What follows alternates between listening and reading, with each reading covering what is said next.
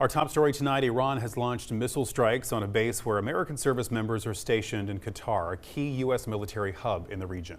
Tonight, Qatar confirms that all missiles were intercepted and there are no reported casualties. WSAV's Sarah Smith joins us now with more on the strikes and the reaction.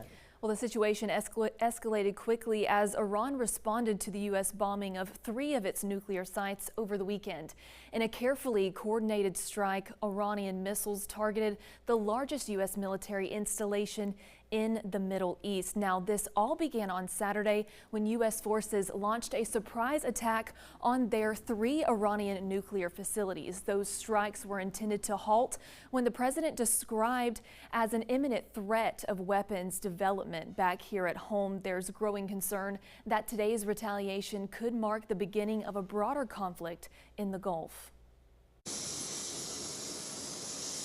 I think most analysts know that Tehran knows that it really couldn't win a conflict outright between the U.S. and Israel. Georgia Southern Assistant Professor Dr. Kimberly Martin talked with WSAV about what Americans can expect. What it might end up doing is engaging in a more drawn out, smaller scale type war of attrition conflict, which Donald Trump has said that he would like to avoid. Iran already retaliating against the U.S. base in Qatar. Those missiles intercepted. The U.S. also has military presence in other countries throughout the region, such as Iraq and Yemen.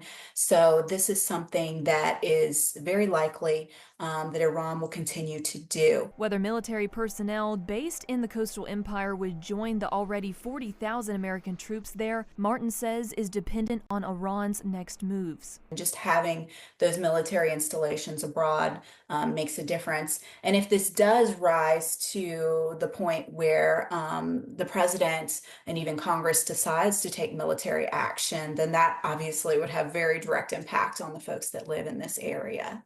Iran could also threaten the global market in retaliation. According to Martin, the country could close the Strait of Hormuz, a large portion of the world economy relying on oil from that region. On one hand, it would be a good thing for the United States because then there would be more demand for our own oil exports. But on the other hand, it would be a bad thing for everyone because scarcity in gas around the world could then lead to inflation, which could then become a big part of our everyday as well.